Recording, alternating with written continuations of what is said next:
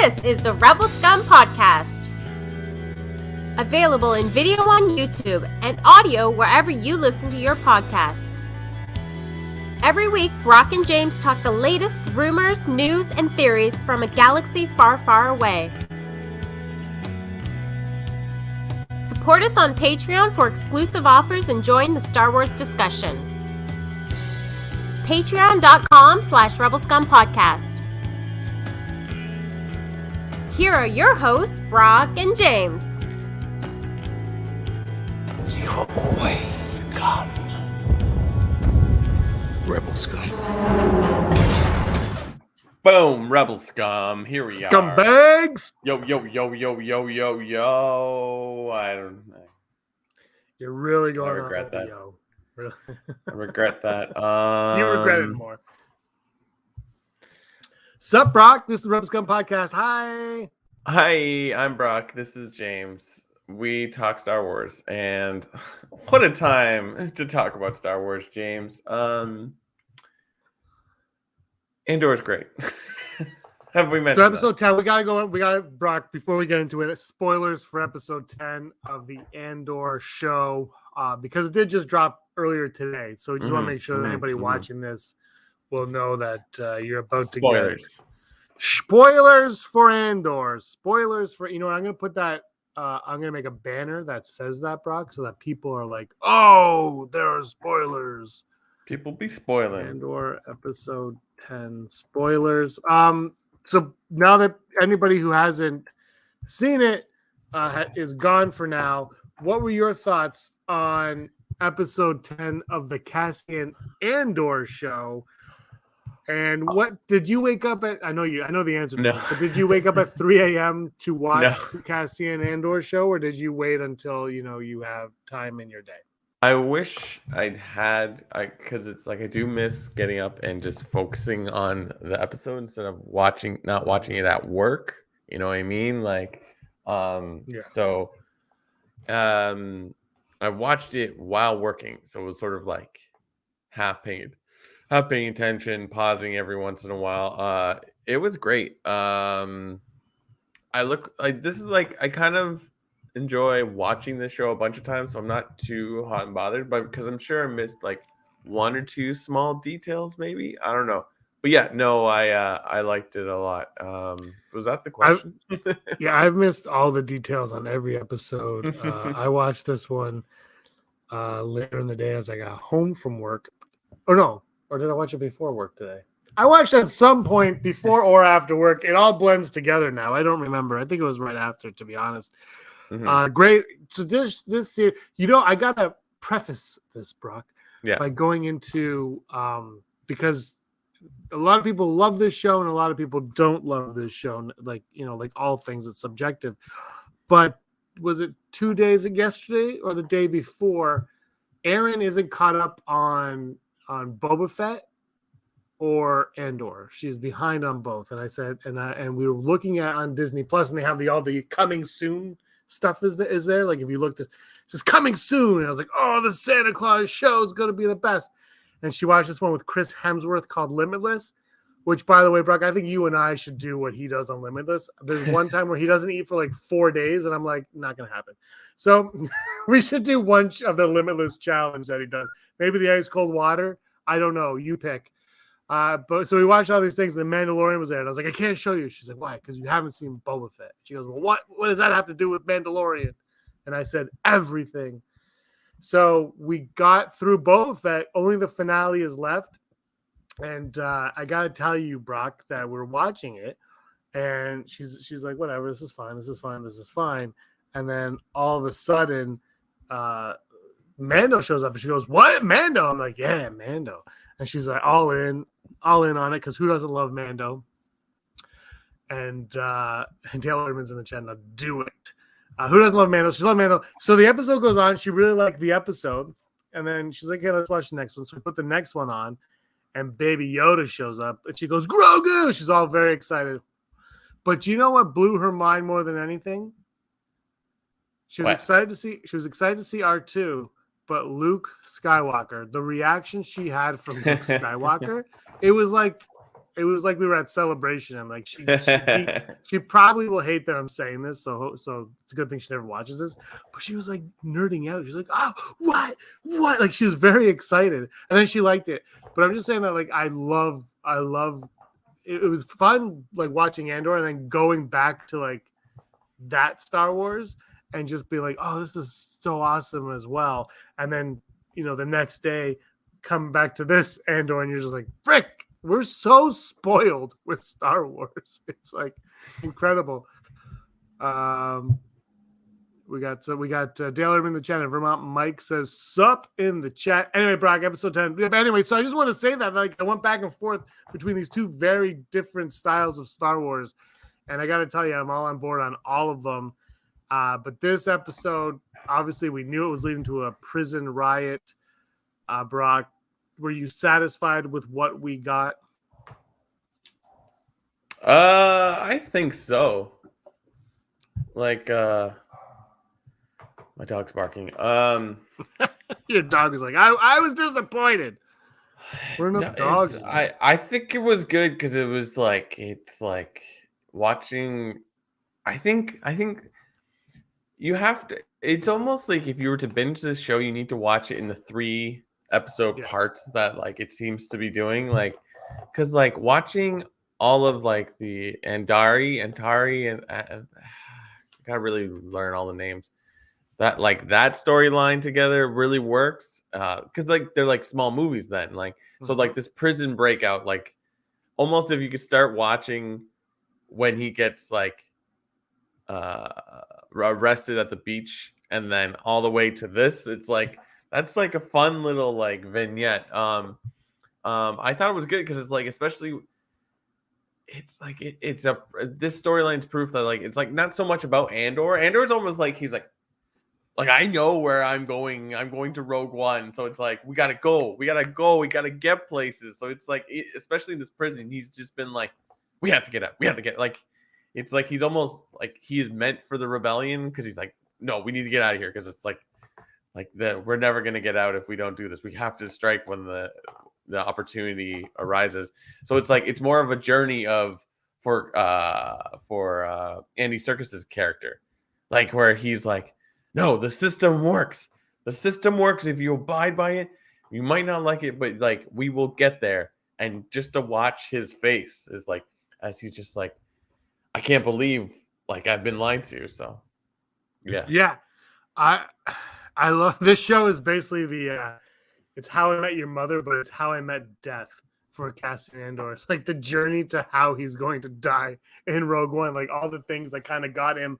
Like, because if he didn't do this, he might still be alive by the end of it. But we're seeing the rebellion and the Empire through his eyes, and I love that. I gotta ask you because it does very much feel like their vignettes, which they're doing in season 2. We know each one's going to be a year in his life. Mm-hmm. So I gotta ask you. We've now peaked on 2 of them. We peaked on the what was it, the robbery episode, right? We peaked there, and we peaked now at the prison break. So which one did you have a preference over those 2? Like which one you preferred? I don't know. It's like they're both so quick. I guess like this was a short episode. Yeah, like it's like I feel like this prison riot was a lot more gunfighting. That was fun. It was very different. Yeah. But it still felt like it was part of the same show. Mm-hmm. Oh yeah, no, right. In a good way. I mean, action-wise, it's like, I think both stories are very interesting. How it's like it's sort of like in the first one, Cassian's like, I look, I just got put here. I don't know, like if you want me to fly the plane, I'll fly the plane, but like you either let me in or not. And now he's sort of in like, we have to get out of here. It's sort of like he was being convinced on what to do in the Andari, and like now in the prison he has to convince people to like come along with him. Sort of like, this is how we're gonna do it. It's I'm so interested because now we're on episode 10, so there's 2 more episodes, correct? Yeah. Like, are we 2 gonna more. see like the foundation of the group of that becomes the rebellion by the end of the season, or is that gonna Yeah, like where are we on that? what is the That's tipping point gonna be? Like, you know what I mean? So it's like, something's coming up with Mon Mothma. yeah, oh, absolutely, Like that scene was really first of all, that one actor that played the sketchy guy from Yeah. Shangri-La, that's sketchy. I was like, somebody cast him in A Christmas Carol. Anybody in A Christmas Carol, I want to see him play. Like, I just want to see him in there. Not in like Scrooge or a Ghost, maybe, but like maybe like some secondary, like a Jacob Marley. I'm like, I want to see him in A Christmas Carol. But like that scene was awesome, and you're just like, what is happening? I still am not. Maybe because I haven't been able to give this show my undying attention as of yet. Like I Yeah. watch it, but like, like a baby crying, or like I'm eating, or trying to figure something out. So maybe I'm not on, but I'm still trying to figure out where I mean, I know where Mon Mothma ends, but where's that storyline Yeah, going? Because yeah, it could have yeah. been, it would have been really easy just to put Mon Mothma in here, right? Like Jimmy Smits, like Bail Organa in Obi-Wan. He's there. Like, you're like, okay, great. And that's not a knock on it. It's like that. Or Mon Mothma in Rogue One. You're like, it's great. But this, I'm like, there's a purpose to her being in this, and there's a purpose to it being Mon Mothma. Where are we going with that? Is there, it's like, because remember, there was a lot of people speculated that her daughter might die, or somebody might die that would cause. I think you were on that train for a bit, right? That her daughter, yeah, might die, like. But now it's like they're going to marry her off. I'm like, well, that kind of just throws. Yeah. It's like House of Dragons all of a sudden. I'm like House of Chandrillon, like, you know. But that's what I love about this show so much, is like, you're like, oh, they're going in this. Nope, they just made a left turn, and you're trying to figure out where they're going with it. And it's not like, and the thing is though, Brock, is it's not like the twists and turns are what's keeping me watching it. It's just, that's just a part of it. Like, it feels natural to the show. Yeah. It's like, yeah, no, it's oh man, I said it before. I'll say it again. When the season's done, it's I want to rewatch it and just watch the whole damn thing. I think it's gonna be like beautiful. I can't get over it. There's a show coming out, and I can't remember what it is now, but I purposely thought of it because they're releasing it in the way I think shows are going to slowly be released now, and it's like 2 episodes this week, 3 episodes the following week, 2 the next week, stuff like that. And I really think that a show like this, season 2 of this, if it is every year, release all 3 episodes. Well, I mean, then you only have 4 weeks, and I know they want you to stick around for longer, so it won't necessarily fly. But I think TV, look, I've said this last week, where there's weekly series, there's binge watching series, and there's movies. There's different types of shows now. Yeah. But maybe there's another option where it's the semi binge watching, semi weekly, where they give you clusters of show at once. You wait and you watch another one, because those first, like, if this series didn't start with 3 episodes, I guarantee you people would be, the people that like the show, like, not all of them, but some people, it would have been harder for them to get to the next week, because episode 1, it was a good episode, but it relied on the other 2. And if you just released it weekly and you had to wait 3 weeks for that storyline to culminate, I think people would have been turned off a little bit. Yeah, I think you're right. I don't. It's like, because it was 3 episodes released all at once, right? Right? Yes, at first. Yeah, yes. I think it's sort of like, I think they had to do that to show the people, like, this is how it's gonna work. Yeah, no. What's it? I think Andor goes to Luthen, and them with Saw saves Bix. Mon gets exposed in the finale, and they go on the run to Luthen. I think that's a very possible scenario. But does that happen like this season? I think it's a very, very plausible scenario. But does it happen right now? Because I don't think you throw Luthen off. Like, I don't think he's bluffing with that Lonnie guy. That was a great scene in this elevator. I think Luthen is like trying to be careful, not too paranoid on things, but like, I definitely get the vibe that he is aware of the thing. And it's like, I don't. It's sad that he says that, like, well, I'd rather lose 50 men so that you don't get suspected because like they'll know. I like the intrigue of the show where it's like, especially in that episode where it's like, no, we would do this. It's like, yes, we would do that. It's like it's sort of like the inside. You're like, if I'm the Empire, I would do this and this and this because they do everything by repetition and procedure.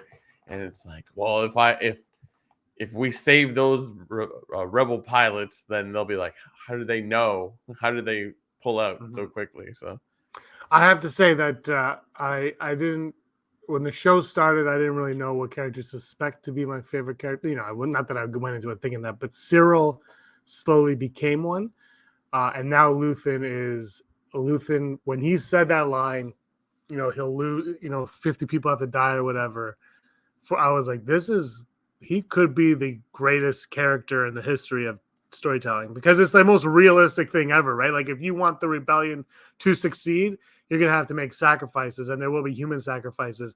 And it's also evil, like the Empire. Like it's just the way they wrote it and the way it was situated was just brilliant to me. I thought it was phenomenal, but it also made me think of this, that because Cyril was another character like, oh, he's going to join the rebellion. He's going to be, and then it's like, no, he's not. And now now I'm thinking he still might go to the rebellion.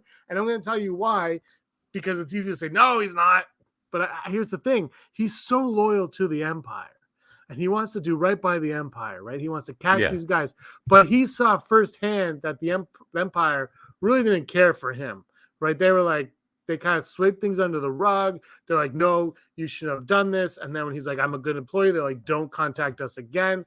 Now Andor and this whole prison, they've all escaped. So word is going to leak out about what's going on, about concentration camps. So something's going to happen, labor camps. That word is going to get out. And if he finds out about that, I could see him being a turncoat. I mean, we already have one in the show, which was a great surprise also. But I still kind of see a possibility for him to be a turncoat by, I don't know whenever they would get to that. But it was starting to line up for me again. And I hate it because I know I'm going to get duped. Yeah, I don't know. It's like I did find it weird that like they jumped off into the water and just started swimming, and it's just like, and then at the end of the episode, you just see him reach shore. It's like, oh, this planet has land. That's didn't catch that one, although we haven't seen a ton outside.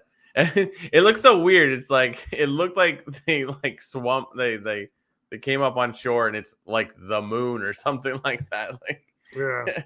It felt weird anyways, but like I like the idea of that, like, yeah, the rebellion will use the information of this prison, this like concentration camp idea, and spread it throughout the galaxy sort of thing.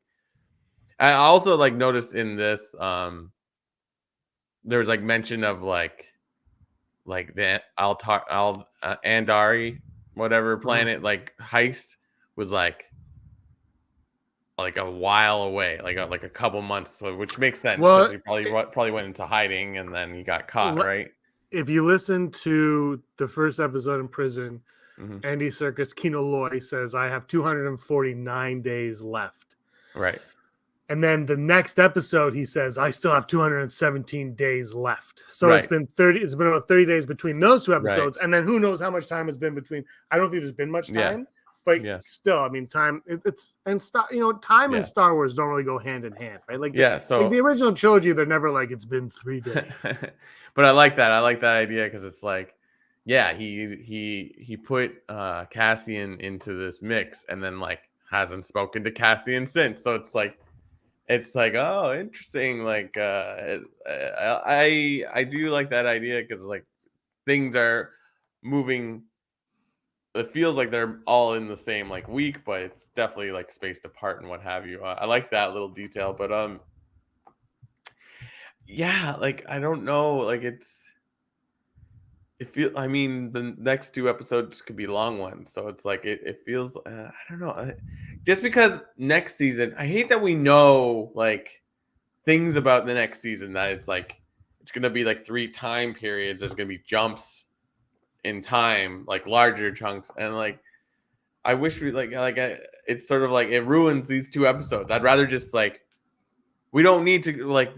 There is no other season. We're just dealing with this story. So it's like, oh, I don't know. Like, yeah, we could found the rebellion by the end of the season, or it's just a matter of we hit some tipping point and it ends, and you're like, oh, and then there's like season 2, and you're like, yeah, I don't know. It's just like I feel that we suffer constantly from like knowing that, oh, this has been renewed and they want to do 4 seasons. It's nice that they have a plan. They don't have to tell us though. You know what I mean? Like, I guess they have to tell the what's D23 again? The stockholders. Yeah. I don't know. It's the thing with this show, and I've seen people complain about this, is we know where it goes because it's like Andor's going to die. We know it's going to go to Rogue One. We know all roads lead to Rogue One. Yeah, I'm finding it intriguing how we're getting there. Right? It's like that we knew the prequels. We knew how the prequels are going to end, and it's ironic that we're having a prequel to a sequel, but we're having it in Rogue One in Andor. So I agree, but I also think because there might be a year-long gap between this season and next season. We have no idea. Like, a lot could happen. Is this something big has to happen? Not has to, but something. When I say big, I mean within the show, right? I mean something big within the context of the show, because that's how this show operates. The show doesn't operate as Star Wars as the big Star Wars galaxy umbrella. It operates in these big, Rogue One Andor umbrella. Like, with whatever's happening with Rogue One and Andor is very isolated, and that's what they're focusing on in this show. Yeah. Something big has to happen in the context of the show. That's where this is going to end. Whether it's the rebellion, whether it's some of the Imperials discovering what's going on with the Empire, the truth about what's going on, or whatnot. So it's leading to something, and that's going to be the end of the season. The next season, I guess, is going to lead into, they're building a Death Star. Or maybe that's how this season ends. It ends with, they're building a Death Star. We're doomed. It's leading to something, but it's not going to be leading to like Andor on Endor, which would be great. That's what my wife says, is like, Andor, isn't that a planet? I'm like, Endor. He's like, why would they have names that sound the same? I'm like, yeah. Yeah. Star Wars. I feel like something has to, like, maybe it's not some first rebellion attack or something like that, but like, I feel like perhaps the whole point is all of our characters that we've been following, like Mon, Cassian, Vel, Luthien, who else would be in the mix there? I guess those are our main, maybe Bix. Like, maybe they meet in a room at the end of the last episode, and it's like, well, I guess it's time we started something. It's too bad you can put like Saw in there as well, just because you can. But like, I think he's already crazy, so it's like him getting along. Yeah, but how much crazier is he than Luthien right now? Yeah, they're both extremists, right? Yeah, exactly. So yeah, I think I want, like, I know the actor said he's returning for season 2, but you got to wonder how much longer Luthen's got. But I mean, he keeps himself safe. But what a great scene he had today. Just absolutely amazing. And I also loved that Kino Loy can't swim, and we don't really know. We don't know his fate. I love that we don't know his fate. Do you think we're going to find out his? We gotta never tell me the odds coming up. But do you think we're going to find out Kino Loy's fate, or is he just going to vanish from the show? I hope so. Like, why put that detail? Like, he's Snoke. Yeah, that's right. You know what I mean? Like, yeah, why put that little detail unless it's gonna play up again? Outside of like, what a depressing like ride he goes on, where it's like, I believed in this and I went down, and then I stood up and I'm up and down and up and like. I kind of like that ending though. It's like that's it. Like, it kind of shows that you could be as hopeful, as strong, whatever, but the littlest thing might get you in the end. Yeah. No railings. It's we're watching that Boba Fett Mandalorian episode, and they're having the dark saber fight. Yeah. On the bridge. Aaron's like, there's no railings. What if they fall? I'm like, have you ever watched Star Wars before? There's never railings. She's like, but they took their jetpacks off. I'm like, it's Star Wars. They're fine. Only Han Solo falls, and that's after he's been stabbed through the heart. That's because Harrison Ford doesn't want to do Star Wars and be like, you're gonna kill me in this one. You'll have to come back in the third one. You get one day. It's not how this works. Yeah, I mean, I want to say more, but I feel like I have to watch the episode again. Is that bad? Like, I just sort of like, there's so much that it's so rich that you're just like, oh, I feel like I missed stuff, or it just sort of like happens at you. It's like seeing a car. Well, a car accident's a bad thing. It's like seeing you're outside walking in the woods, and all of a sudden you see the northern lights, or like a meteor shower, but it happens so fast. Like a meteor shower, I guess, would happen faster. Where you're like, did I just see that? And you don't really understand. Like you see it, but it's like you have to sit with it for a while. Like, wow, I was in the right place at the right time, and it happened in front of me, sort of thing. I don't know. So yeah. Like I said, this show is going to be a full-on rewatch in every sense of the word for me. And I'll probably watch it in like threes, like you said, like three. No, at once. The only show I've done all at once still was the first season of Mandalorian, which I did not intend to, but I remember I was like, I will never watch this all in one sitting. And then I think it was like a Friday night or something. I watched it all in one sitting like an idiot. it was so doable, though. Isn't most of the episodes under 45 minutes? I think it took a couple hours to watch. Yeah, it wasn't long at all. But this show's longer. But this last episode, I don't know how long it was, but I remember at one point I paused it, and there was like 22 minutes left, and I don't think I had been watching it that long. It was still, I don't think it was that, like they've all been around 40 to 50 minutes, right? This one wasn't. But the one thing I do love about this show is it's 12 episodes, and the length of the episodes are what they need to be. And I felt this way about all the Star Wars series shows that we've gotten on Disney, because I've never felt any of them have been, I know people are like, Mandalorian is too short. I'm like, but if it was longer, then it would probably be drawn out. Like, I feel like they've all been pretty good at being as long as they need to be. And as much as I would like more episodes of some of them, I feel like they've also kind of been as long as they need to be in that regard as well. And I think Andor is proving that it needs a little bit more time to get to where it's going, because, I mean, we're this far in, and we're only now, Luthen is still like such a small, like how much screen time has Luthen really had in this show? Mm-hmm. Do you know what I mean? Like barely anything, but he's so impactful. Mon Mothma, I think, only had one scene today, but it still feels like she takes up so much of the time, in a good way. And so I think this one needs to be longer, and I hope next season feels the same way, though, because I know they planned on each season being a year, and then they condensed it. And I don't know if that was Disney, Lucasfilm, or Tony Gilroy who decided that, but I hope they're not rushing through season 2 because of any of that. I hope it's because they decided, you know what, we only need this much time to get us to Rogue One. And we know that, even though we know it's going to Rogue One, we know it's going to Rogue One because the first episode of the season said 5 years BBY. Yeah, that's true. I forgot it actually says before the battle happened. Yeah. I don't know. It's just like it's so funny. I love how they point out how like the Empire is just like, oh, they don't even think about you. They don't worry. And they're like, there's no way you can stop them. So they just don't even, it doesn't even compute for them. And it's like it's like reminiscent of like the idea that like the Death Star, like there's a one ventilation there, and if you get it blows up the entire thing. It's it's like there's a little piece of in the armor of the hubris that is the Empire. I was just trying to think about, like, does Rogue One explain why there's one port that allows them to blow up the Death Star, or is it in like it was Catalyst?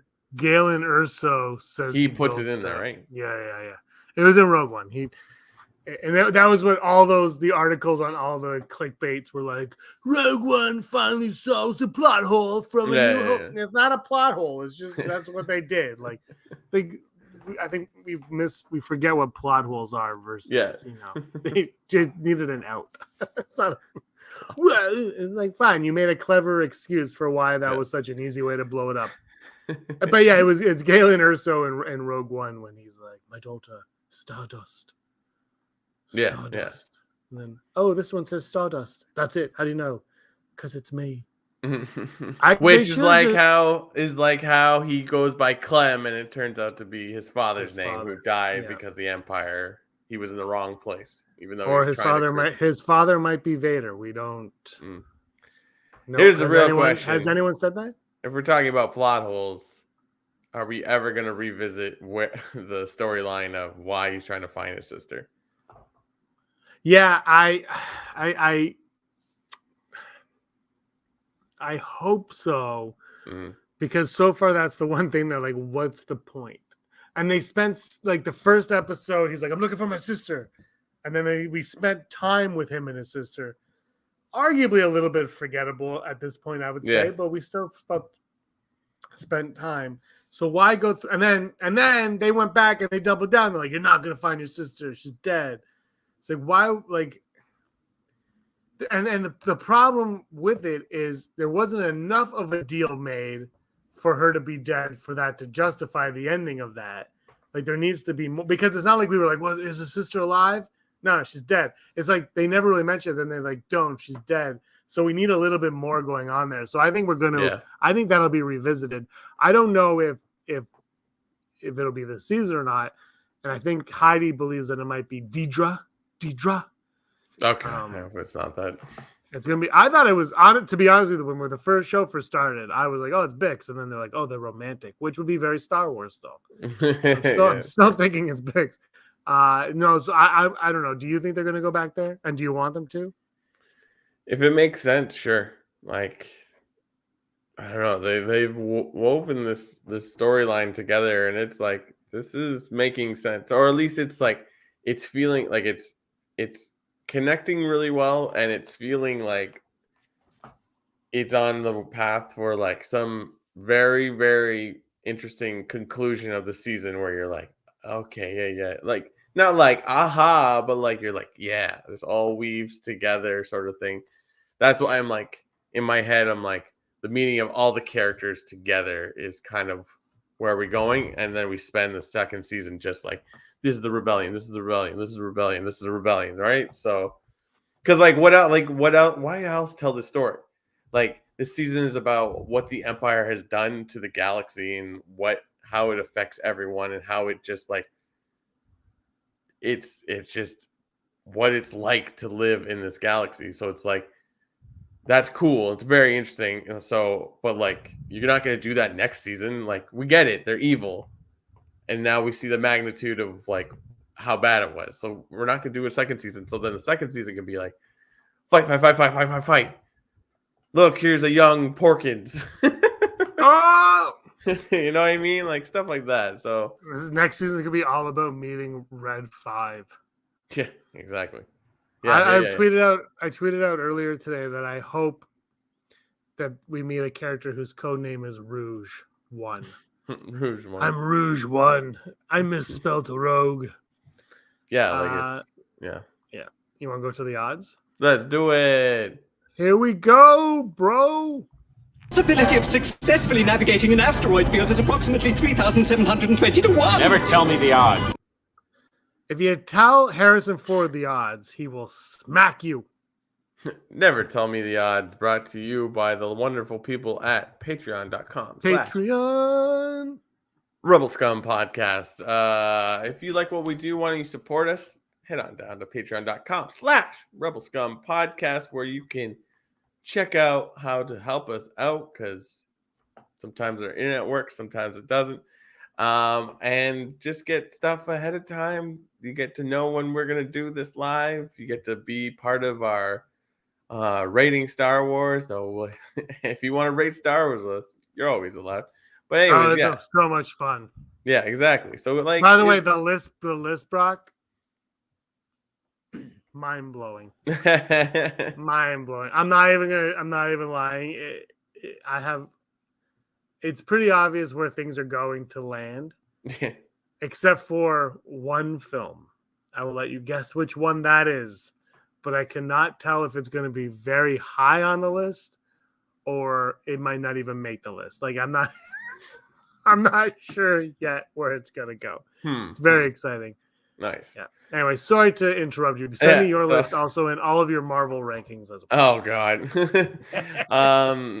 So yeah, come on down to Rebel Scum Podcast at patreon.com and support us and become one of the following wonderful people: Heidi Feder, executive producer; Barry Brophy, Dennis Allen, Randy Kenobi, Mary Kristen Aton, Jeff Wilson, Phil Staniforth, Rez, Scott D, Josh Price, Matt W, Frank Perkins, Neil Lowry, Cosmic Girl 02, Gleek Play 1, Disney Desi, Charlotte, Kayla Davis, Dale Erdman, Dunners, and the Girls with Sabers.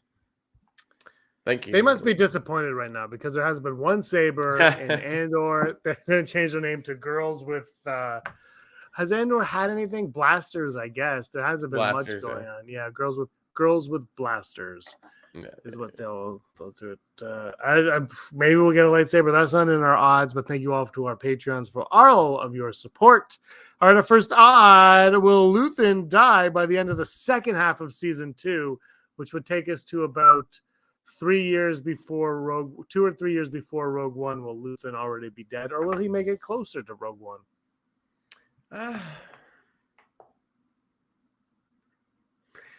I'm gonna go 75% because like that is a good move. If you keep him into season 2, it's like that should be one of your like, oh no, everything is dire, or you start the season with it. So I'm gonna go 75%.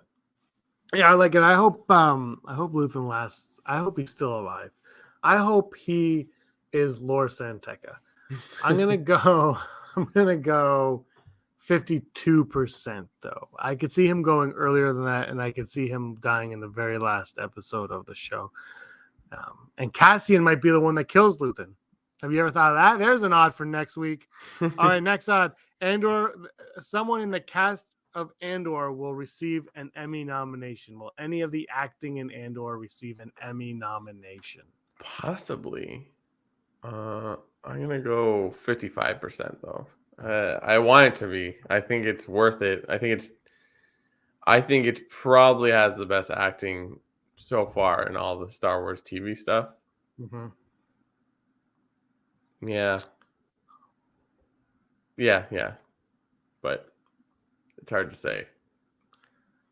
My phone just died, so I have to pull up my email. I don't. Did you give it a percentage? 55%. Yeah, I'm gonna go 41. I feel like the Emmys aren't as snotty as the Oscars, but I feel like they'll be like, no, it is a Disney Plus science fiction show, not good enough for our awards. That's how they sound at the end. That's how they sound at the Emmys. So I'm gonna go 41%. I think I said because I think they're gonna.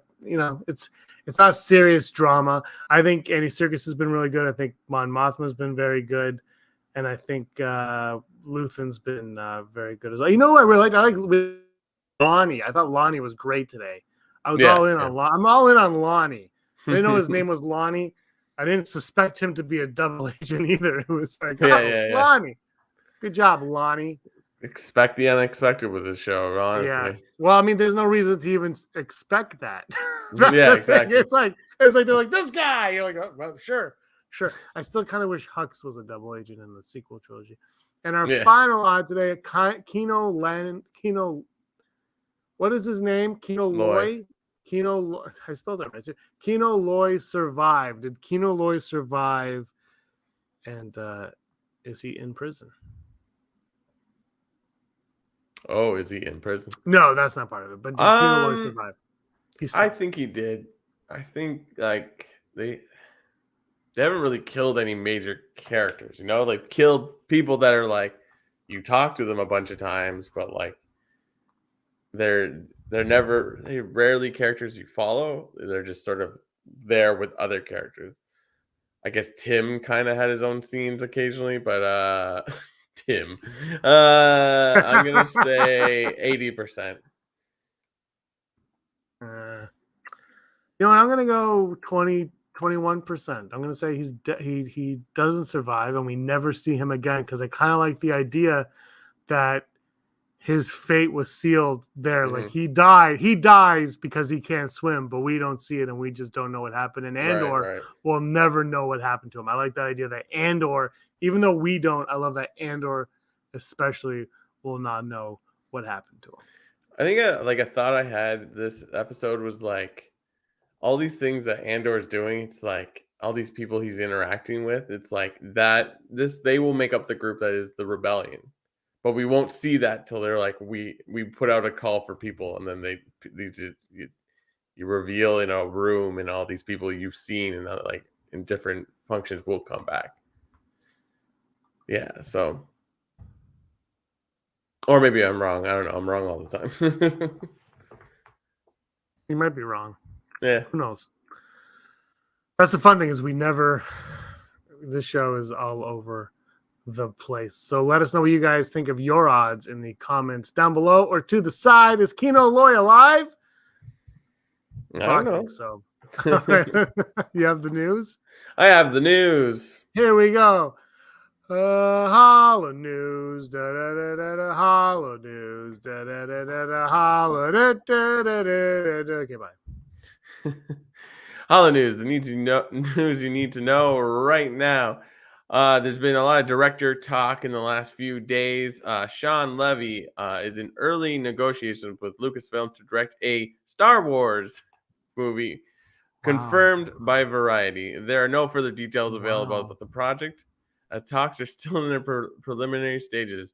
And whatever Levy would direct would have to wait until the prolific filmmaker completed at least 2 other projects on his crowded dance card.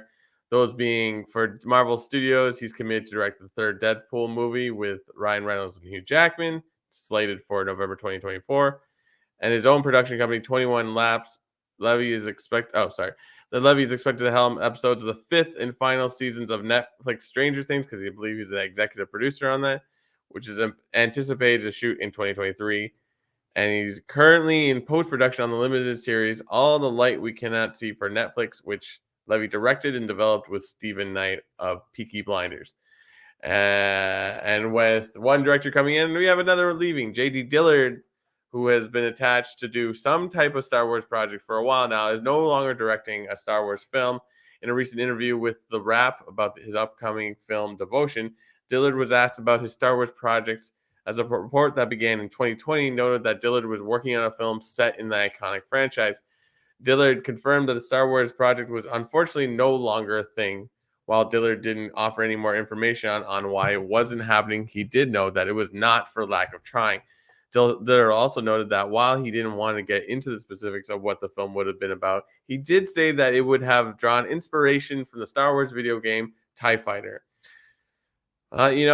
Easy come, easy go, and just because you've been announced doesn't mean you will ever direct a Star Wars thing, but it's pretty exciting to see that there's big names or well-respected people working on these projects. And this has been your Holo News. I'm a big Sean Levy fan. I'm huge. I don't know if you've seen the Big Fat Liar movie with Frankie Muniz and Amanda Bynes. Did he Great not movie. Did he not direct the Adam Project with Ryan Reynolds as well? He did, and he did Free Guy, and he did Free Guy. That's He did Real Steel. He did Cheaper by the Dozen. He did Pink Panther. I'm a big Sean Levy. I'm a big Sean Levy fan. That's the thing. I just say things. First movie I saw it was Big Fat Liar. I watched it when I was in college. He doesn't look that old though. Like in that movie, I think he's from Montreal, isn't he? He's not. I think he's probably like in his 50s. But he did Big Fat Liar. That was honestly, I'm not even joking. And I thought that movie was like this weirdly good move for kids. But I was like, this is weirdly entertaining. And then I just became a fan of Sean Levy. And I think I would say probably his first however many, a ton of movies. Up until at least Real Steel, I own all of them. Free Guy was awesome. I thought Dale left for work. What? Oh, Dale.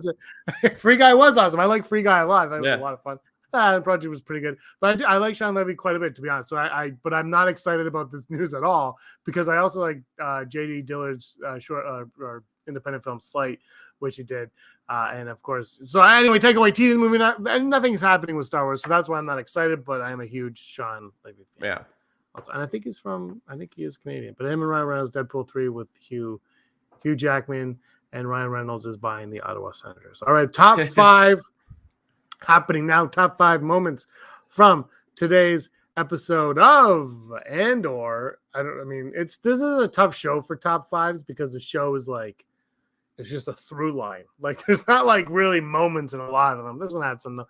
My number 5 is Kino Loy saying he can't swim and like that fear in his face, and then Andor getting pushed off. That's my number 5. My number 5 is. Oh God, it's hard to break it down. I know what my top ones are, but my number 5 is gonna be the Mon Mothma's meeting with Davo something. He looked like one of the neutrinos from like the Ninja Turtles. He had that like vibe. Yeah, that was cool.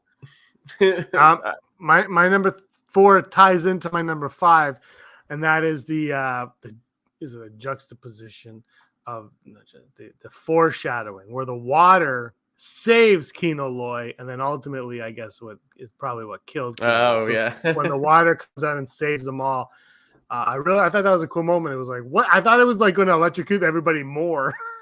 It's water, electricity, they don't mix. But in Star Wars, it worked. So that's my number 4. My number 4, I like the idea that like get on the tables, and then he's like, that's my number 4. My number 3 is the meeting with Mon Mothma. Your number 5. That was a great meeting. Great, just what was going on. And I don't watch Game of Thrones, but it kind of, I guess, it had more of that feeling of like the houses and stuff. And that's obviously where I think that's where a lot of inspiration for the show kind of came from. So that's my number 3. Bye, Dale. My number 3 is all the gun fighting. It was nice. It's like pew pew pew pew. The gun fighting. Nice. I just like it was just like shoot them, do whatever it takes. And it's like it was a well figured out plan. If they had the right opportunities, like there's only like 12 guys. Like there's more prisoners than. It was a great plan. And I love that. Like, we have a plan. Like he was so adamant on it. I thought it was a great moment. My number 2 is it my number 2? Am I on 2? My number 3. No, my number 2. Oh, my number 3 was actually my number 2. I got them wrong. Oh, okay. My number 2 is Mon Mothma and the Christmas Carol dude. My new number 2 is Luthen and Clea. Yeah. Fake Leia when she's like, this could be a trap. He goes, then we're already screwed. Like I just like their rapport and relationship. Plus, her talking to Val a couple weeks ago. I really enjoyed that. My number 2 is Kino Loy's like inspiring speech over the intercom. It's like, this is what they've done. We know this. Now it is time to like get out of here because this can't stand. So that's my number 2. He's an interesting character. I'd like to know more about their backstory on him. I don't want to read a freaking YA novel though. Disney, just give me like a blurb in Wikipedia. Yeah. My number 1 is Luthen and Lonnie. And Lonnie, same. Great. Yeah, I figured it'd be yours too. So great scene, great piece of acting. From both ends. I don't even know who Lonnie is. That guy's new to me. I just thought it was a great moment in Star Wars about the start of like the rebellion, what it took to get there. And this one guy, Lonnie, who has been in there for, all that time. He's a new dad. He's like, I'm alone in there. And Luthen's like, yeah, I know you're alone in there. I think about you. I know you're alone, but he's like, I need you to deal with that. Yeah. So I just thought that was a great moment. Yeah, me too. Fantastic episode, and like I can't wait to watch it again. So I guess that a testament to if it was good. Yeah, 2 out of 10. 2 out of 10. 2 out of 10 ain't 2 bad. out of 10. It reminded me there was too much Snoke in there, but maybe it is a Snoke. Maybe Kino Loy's body falls off of there. He drowns. They pull his body up, and they use his body as a test subject for Snoke going forward. I feel like, and look, I love Mandalorian, so I feel like they probably would have done that as like Mandalorians where they would have thrown that because we saw Snoke in tubes. All right, this has been the 263rd episode of the Rebel Scum podcast. What a great time. What a fine time to be alive and Talking about Star Wars. Star Wars, all the Star Wars talk we can handle. All right, anything else you want to say, Brock? No. Bye. I'm tired. I'm gonna go to sleep. I'm gonna give this another rewatch. Maybe I'll watch it on my iPad while Yeah. I'm trying to get some shut eye. All right, everybody. Thank you so much for watching. Give us a like and a subscribe. And until next time, Brock, you were always scum. Rebel scum. Scumbags, thanks for watching. Don't forget to give us a thumbs up on our video. As always, please subscribe to our YouTube channel, Rebel Scum Podcast, for all the latest videos.